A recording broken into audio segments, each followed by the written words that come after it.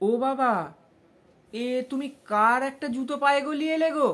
মা, দেখে যাও বাবার কাণ্ড। ইস, একদম ছেঁড়া পুরনো চপ্পল। কি বলছিস রে, তাই নাকি? মেয়ের কথা শুনে তো তন্ময়ের চোখ ছানা বড়া। মন্দিরে সন্ধ্যারতি দেখে মন এমন প্রফুল্ল হয়েছিল, খেয়ালই করেনি পায়ে কি গলাচ্ছে। হন্তদন্ত হয়ে মন্দিরে পৌঁছে দেখে প্রায় সব ফাঁকা। পুরোহিত মশাই মূল দ্বার বন্ধ করছেন।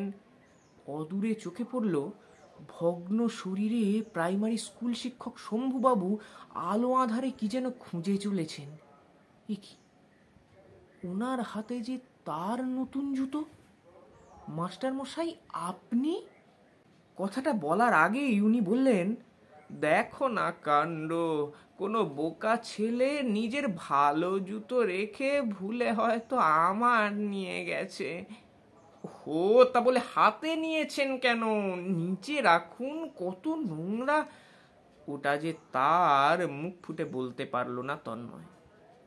স্কুলে যিনি হাতে কলমে অঙ্ক শিখিয়েছেন, কত গুণী ছাত্র তৈরির কারিগর শম্ভুবাবু, নিজের ছেলে বিদেশে থাকে, অথচ বাবার কি দুরবস্থা। অঙ্কের মাস্টার মশাই নিজের জীবনের অঙ্কটাই মেলাতে পারেননি।